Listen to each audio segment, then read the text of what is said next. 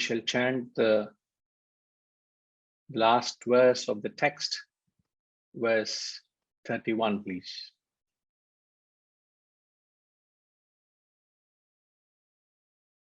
Guru Charanam Bhuja Nirbhara Bhaktaha Samsaradachi Radbhava Muktaha Sendriya Manasa Niyamadevam Drakshasi Nijahrida Yastham Devam. Guru Charanam Bhuja Nirbhara Bhaktaha Samsaradachi Radbhava Muktaha Sendriya Manasa Niyamadevam Drakshasi Nijahrida Yastham Devam. So the last verse is titled Importance of Surrendering to one's Guru. So Guru Charanam Bhuja Nirbhara Bhaktaha.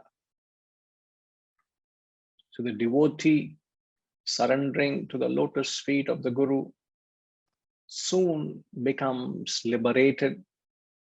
Samsara Dachirad Bhava Muktaha. Muktaha. Bhava Muktaha becomes liberated. Achirat. Achirat means very soon the devotee gets liberated, because the devotee has surrendered to the lotus feet of the Guru. Sendriya Manasa Niyamadevam. Thus, through the control, Niyama. Niyama means control of Sendriya, Indriya, and Manas. Thus, through the control of the senses and the mind, Drakshasi, you will behold, you will experience Nijahrida Yastham Devam. Nijahrida, you will experience the Devam, the Lord, where? Seated, dwelling right in your own heart. So I'm just breaking up the essential words so that you understand the meaning it conveys. So surrendering to the lotus feet of the Guru, the devotee soon becomes liberated from samsara, the terrestrial entanglement. Through the control of your senses and mind, you will behold the Lord dwelling in your own heart.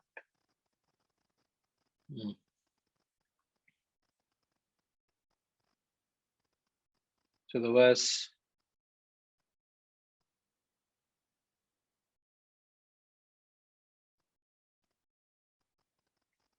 is talking about the importance of the Guru and the importance of the surrender, the importance of devotion a devotee has towards the Guru. Now, you must understand, when a Guru, who is saying this to us as a Guru? The Guru himself is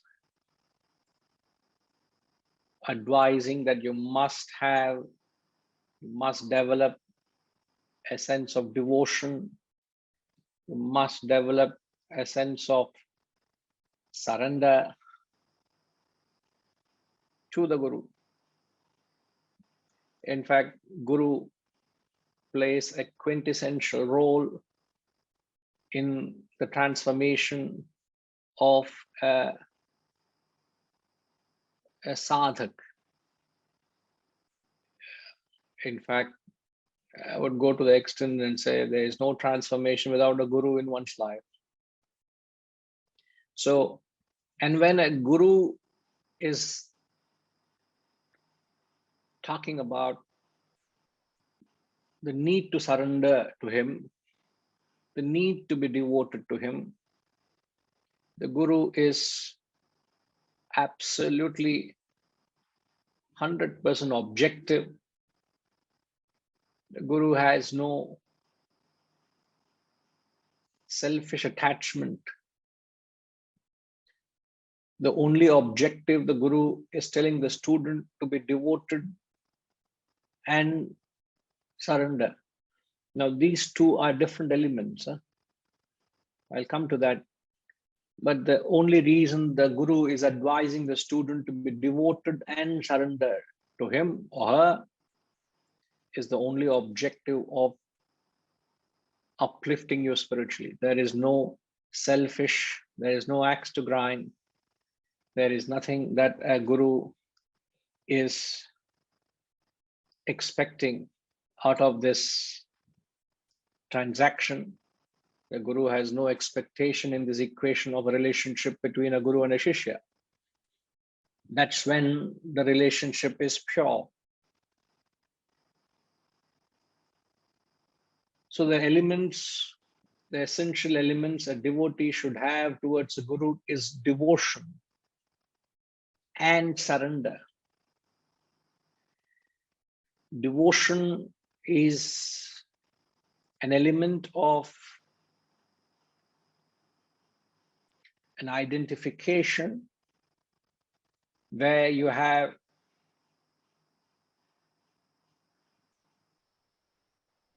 an unconditional love towards the Guru. You bow down with utter humility to that source of knowledge or source of benefaction. And surrender is, in fact, far greater, far more than devotion. I would say surrender is an extension beyond devotion. Now, when I say that,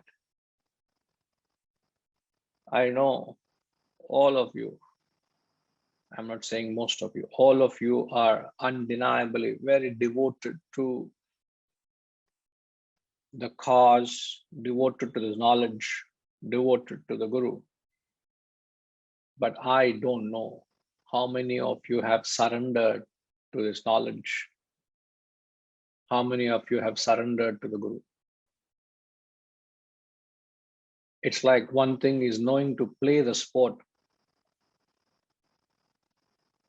Another thing is you are a true professional and stalwart in that sport. The other day,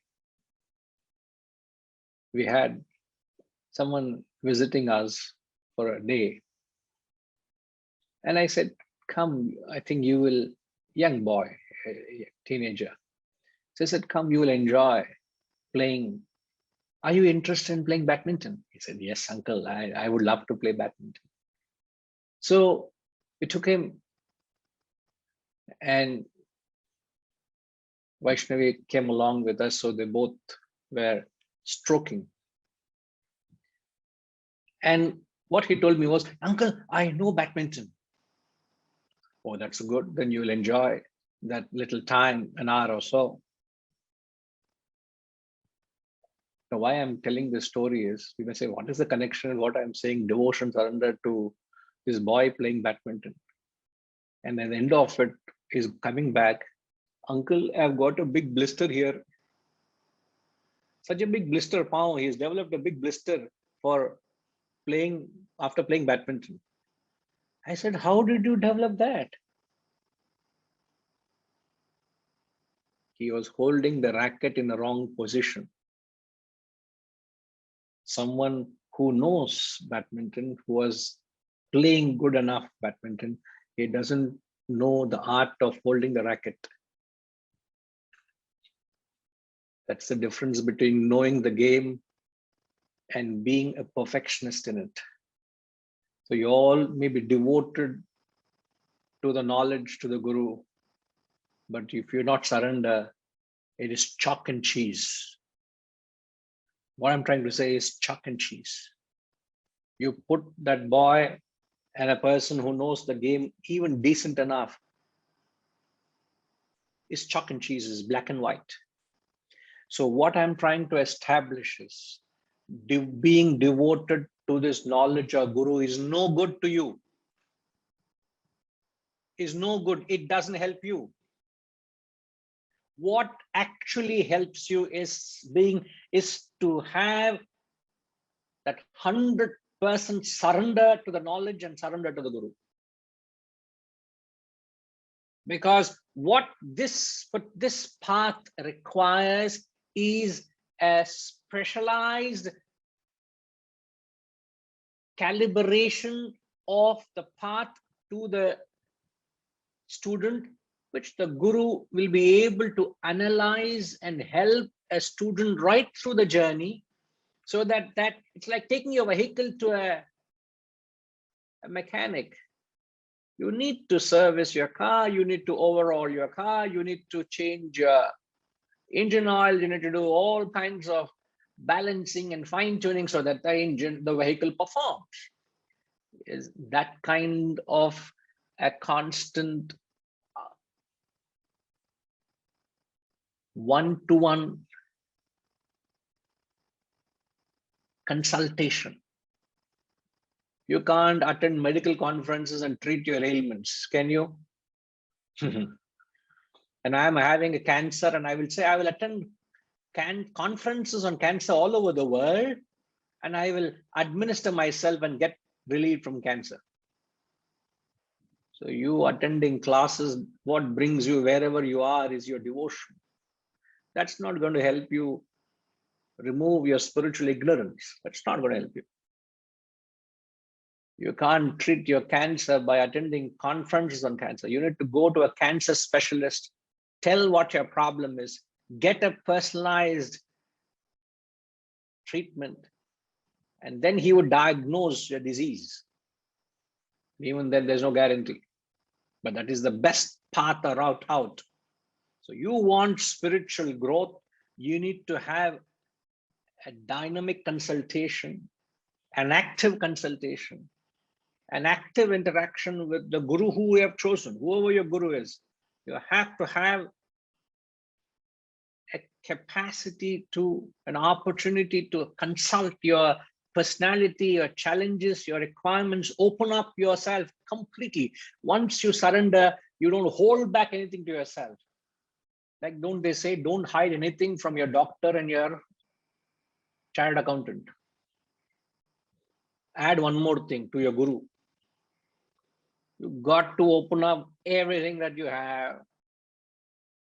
I remember a colleague of mine, not to mention names. This was in 91, 92, when I joined the ashram then. And we were the same batchmates, a few months here and there.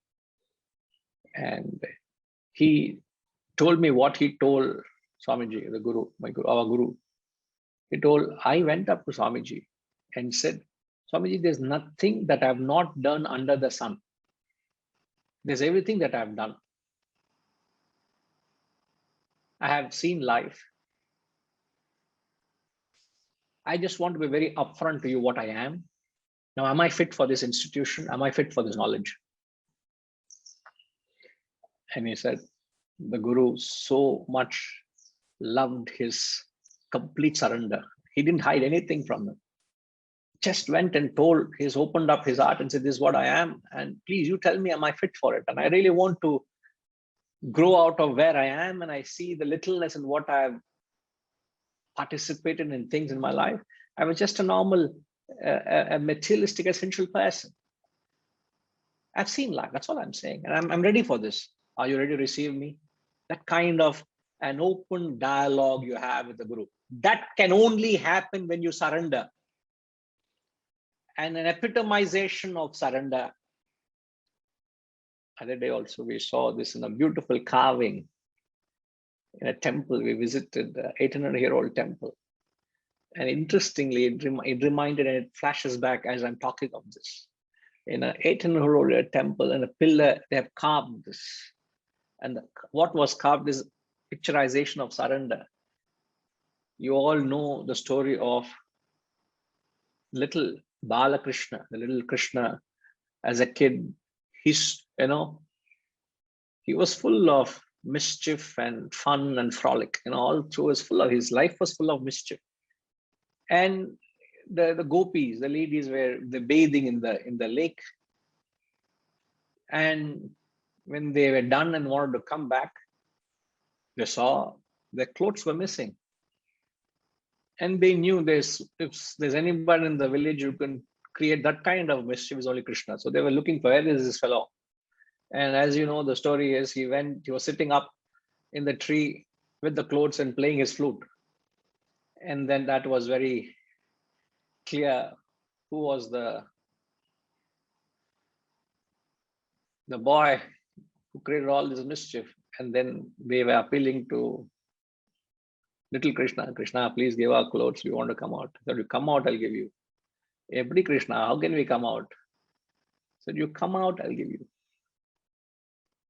And then the actual episode of the gopis going right, raising their arms right above them to do namaskar.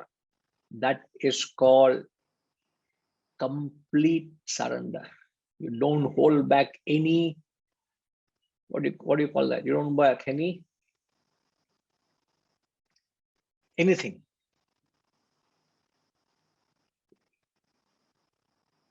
Draupadi also, she was holding on to that last piece of cloth over her, which was clad on her, hoping help would come when she was being derobed in the parliament. And when she let go of that piece, and then Lord Krishna provided her for all the help she needed. They were tired of pulling and pulling and pulling. There was mills and mills and mills of sari coming. When? Only when she let go. So surrender is possible when you completely let go of your ego and ahankar, of the notion that I know what to do in the spiritual path. The moment you let go of your ego and ahankar that I know, that is when you surrender. So I'm giving you the importance of the principle, because the verse is quite straightforward and obvious. Now the question is, to what extent you have surrendered. So you will not get help if you are devoted. You will only get help when you surrender. Remember this. No guru worth a man of knowledge will not interfere with your life if you have not surrendered. I repeat, no guru worth a man of knowledge will interfere in the course of your life if you have not surrendered. He will not. However devoted you are, he will receive you. He will be in company with you, but he will not guide you, because that guidance is not sought. He is a good friend to you, but he will not guide you. A guru is nothing but, the word guru means dispeller of darkness, and that darkness can be dispelled only when you surrender. I can hardly say there's anyone who has actually surrendered. Not that they should, but I'm just saying the relationship where you have come up and told, this is what's happening, I need help. Just like you don't go and tell a doctor what to do, isn't it? You just jot down whatever doctor says and say, yes, doctor, I'll come back to you with the reports and further investigation for your further guidance. You just do what is told. That's surrender. So surrendering, therefore, the verse itself starts by saying, surrendering to the lotus feet of the Guru. Why does he say the lotus feet? Symbolizing that a Guru stands on the truth at all times. It's symbolic.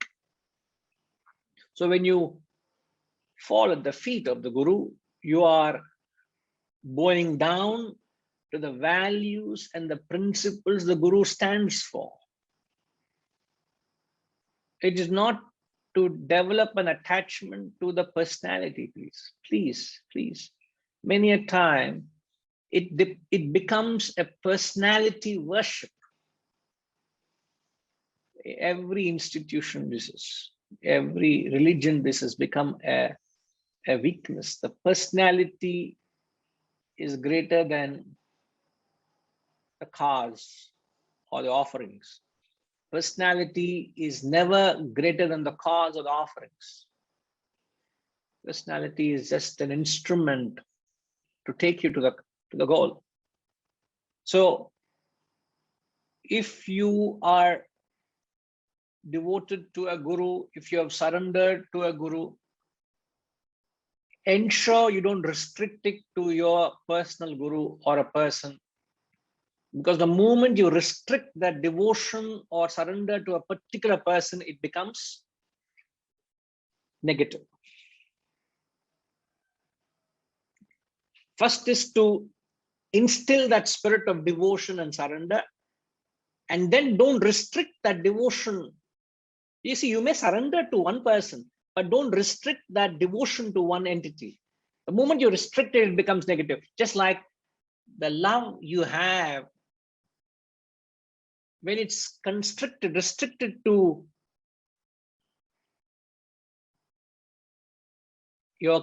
yourself or your kith and kin, what does it become? The love you have, when you restrict it, when you limit it to your own near and dear, what does it become? BHAJAGOVINDAM.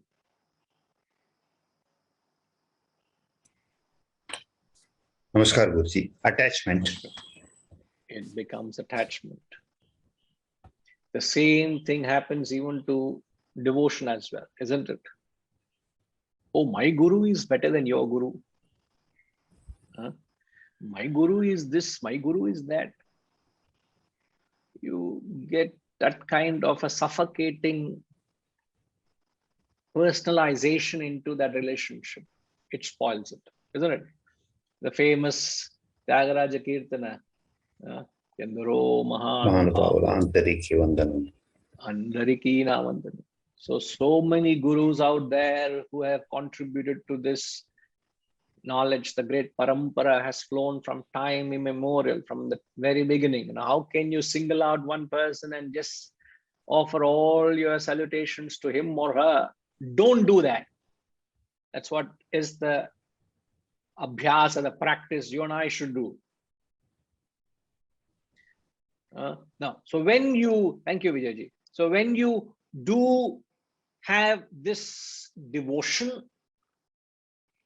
it makes the devotee's mind very fertile. It makes the devotee's mind very conducive to receive the knowledge. So the devotion is not for the guru, the devotion is for the devotee.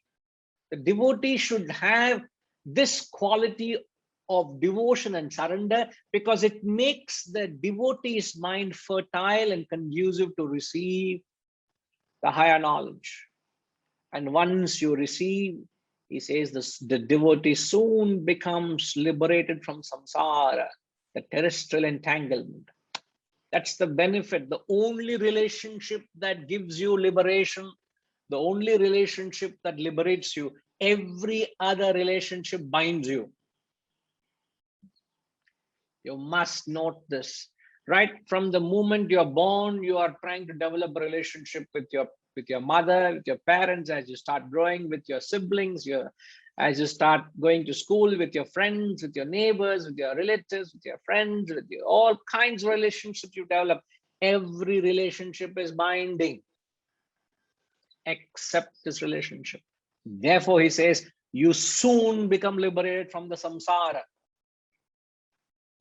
Samsara in broad terms, samsara in general term means what does samsara mean?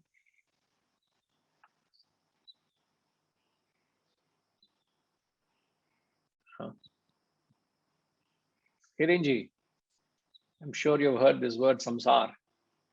What do you understand of the word samsara? Worldliness. worldliness.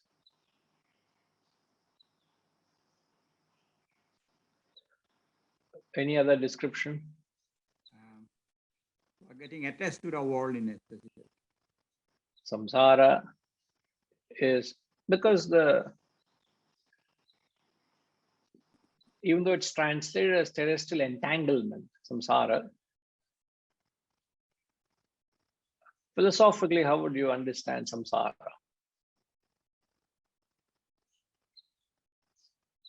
Yeah, somebody said cycle of birth and death. That sounds very good to me. Don't read their answers. They are not being asked. Too much knowledge they can't hold back their knowledge. This is the problem. You know, knowledge should always be given when asked.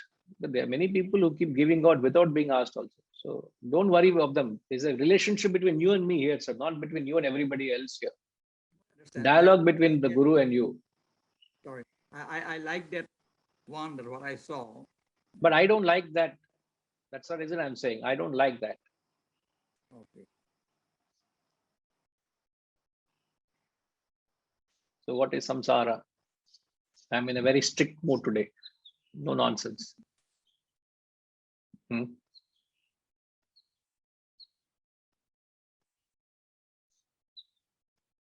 samsara is not the relationship. The samsara is what a relationship subjects you through in life. I repeat, samsara is not your actual relationship. Samsara is what your relationship subjects you through. And what does a relationship subject you through? It subjects you through the undulations, the ups and downs. It subjects you to all the sorrow and suffering. So you can be in a relationship, you can be relating the world and yet not be bound, isn't it?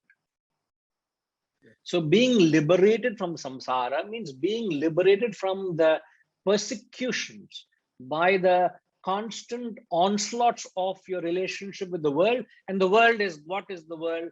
World has got good and bad.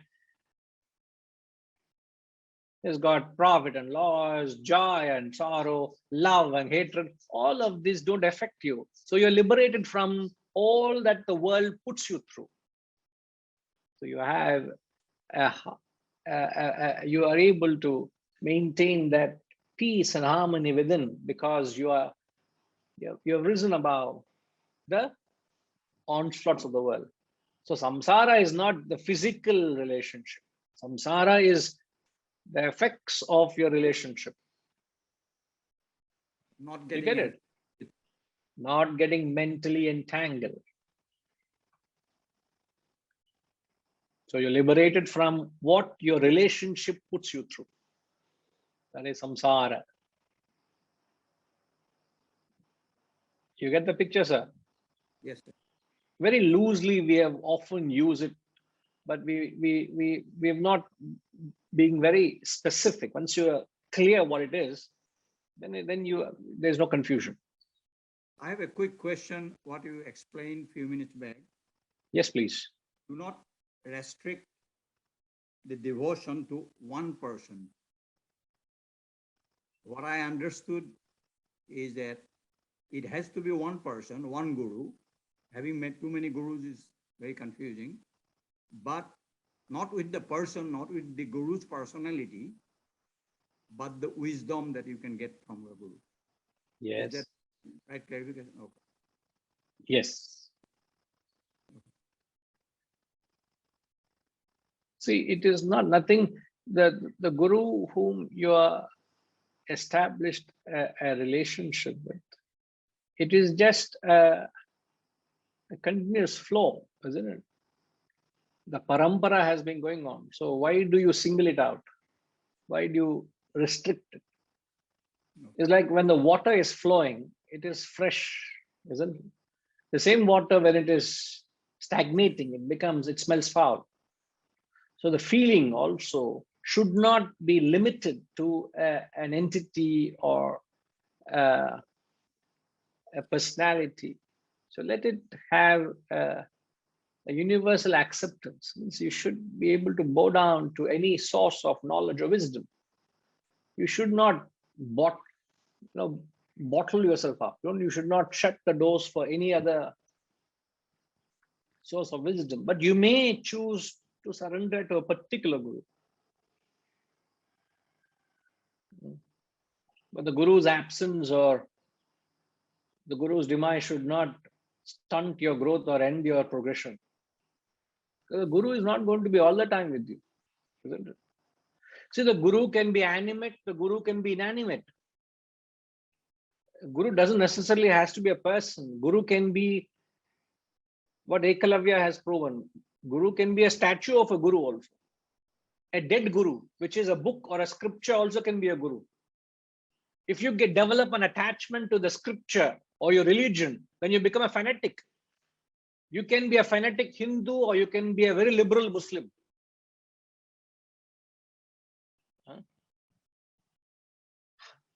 You understand? You may use your religion, a scripture as a guru, but then you may develop an attachment and fanaticism. Oh, Krishna, Rama, Krishna alone is a savior. And then there's a certain consciousness movement around Krishna. And you keep muttering the word Krishna, Krishna, Krishna, Krishna, Krishna everywhere. You will be seen in the platforms, in the bus stops, in the bathrooms, wherever you will be promoting Krishna. Madness. Is this a kind of a fanaticism to the personality? No. You take one God superior to other gods. You believe one religion superior to other religion. That's a fanaticism. That is not devotion. You may uphold your beliefs, but not be fanatic about it. That's what I'm saying. There's a fanaticism today in the name of religion, in the name of a guru whom you believe in. And the moment anybody goes against your religion, there's a war. See how many times in history has not proven that people have gone on war in the name of religion. When our country was invaded by the Mughals and the Muslims, what did they do? First, they attacked the places of religion. Why should you have hatred towards other places of other people's sanctified divinity or place of worship? That's cruel. That's criminal, sacrilegious. That's not acceptable. In the name of religion, I should not hate you. What sort of religion is that? That is fanaticism. So there is that otherness inherent in our relationship with our own religion or guru or your belief systems. Therefore, we are saying it has to be pure. Don't make it restricted. Don't contaminate it by your own selfishness, which is evident, which is there. Therefore, I made that point. Okay, sir? Yeah, thank you. Right. JB Kiragaru? సంసార సారం లేనివి అంటారు. సారం లేనివి అంటే no essential things. All the attachments towards non-essential things are being attached, and you cannot come out of that vicious circle. That is samsara. No. You got attached. Sara. Sara. There is no sara in it. No Sara means no essence. No essence. Sara. Sara means no essence. Correct. So samsara is to get out of things. So many like ocean, like sagar. You get into that, you don't know the depth. You get it. That is called samsara sagar. Samsara sagar. Correct. Vicious circle. You cannot come out of it. Once you have got that attachments, you'll never be liberated. Never be liberated. If you have not surrendered to the lotus feet of the Guru. Subject to that. Subject to that, correct. So if the Guru isn't there, right, you can't come out of it. Perfect. Very nice. True knowledge as untruth. The knowledge, the true knowledge, the Guru. Correct. So in Untruth. fact, untruth, yes. Connected with the untruth all the time. Correct. In fact, I would go to the extent and say the guru is the goal. Yes. The guru reminds you of the goal. The guru is epitomizing of the goal because He's like a torchlight. he is the goal. Correct. He's a He torchlight. dispels the Always. darkness. Correct. Thank you, Ji. Namaskar. And so just to also further establish that the guru can't help you in your transformation, he says, Sendriyamanasa niyamadevam.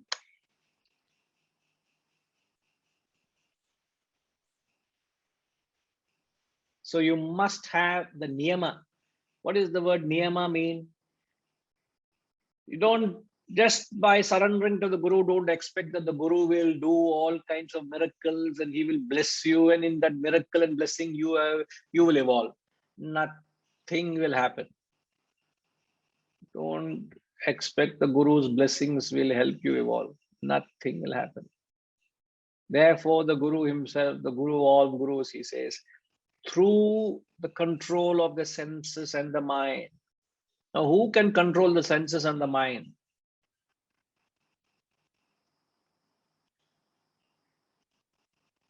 Ramji, who can control your senses? Who can control your mind? Namaskar, sir. Only we can do it ourselves. Nobody else can do. You will have to do it yourself, is it? Yeah. How can a guru do it for you? So by saying control of the senses and the mind, you will realize the truth. He's talking the importance of self-effort, isn't it? Yeah. No guru can put that effort for you. The guru can, as we often say, guru is just a sign, a signpost giving you a direction where to go. You can't delegate your spiritual transformation to the guru. Yeah. So he doesn't leave any stone unturned. He makes sure it's succinct and clear and to the point, isn't it? Absolutely. So wonderful. So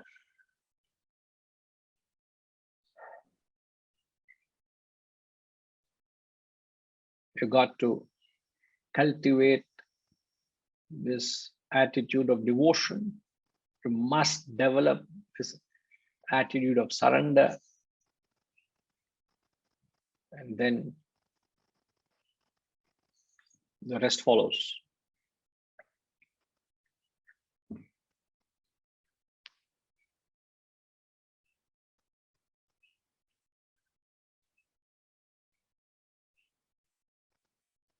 So I think with this, the text is done. And when I sit back and look back at the journey we have taken, it's just so fascinating to have gone through this journey. We are so fortunate, and thank you all for making it happen, because without the takers, there are no givers. Without you all, this journey would not have been possible. So we're fortunate to have gone through this journey. And to many who have heard this text for the first time, having though being acquainted with Bhajagovindam from your early childhood, it has been a revelation, I suppose, as to what this text has to offer, not just from it just being a musical. Yes, Rajima. Hari No, Om. no. Hari Om, Hari Om. I'm not done yet. Your announcement is only at the end of the class. Unless you want to make announcement now, I shall.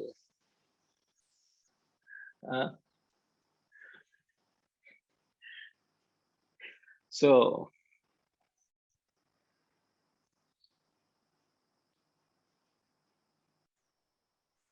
it's very difficult not to develop an attachment to the text. I must say that. It's something that you should, and let it linger, let it consume you. It's a fascinating text. Amazing. It's just simply amazing. Right. Perhaps I would just quickly sail, because the little time we have left, I'll sail you all through the salient aspects the text had covered. I think we have spent, I don't know how long we have been on the text, but you may have lost track as to what we all started with. But I'll give you a panoramic view as to what the text has to offer. Now, before I do that, I'll take up Haresh's clarification. Hari Om, Guruji. Hari Om, Haresh. Guruji, sorry, I didn't get the specific meaning of the word niyama. What is that? I didn't catch that specific meaning, Guruji. The word, which one? Niyama. What is the word niyamat? Niyama, yeah, what does it mean, Guruji? I didn't catch that just a few minutes ago. What is that word? Katrima, what does that word mean? Control of senses and mind. Niyamat means control. Indriya is the senses. Manaha, manas is the mind. So Sendriya, Manasa, Niyama. So Indriya, Manasa, Niyama. So the Niyama is control. I repeat, Haresh. Yes, Guruji. Indriya is the senses. Manasa is the mind. Niyama is the control. So it is a self-control over your senses and the mind.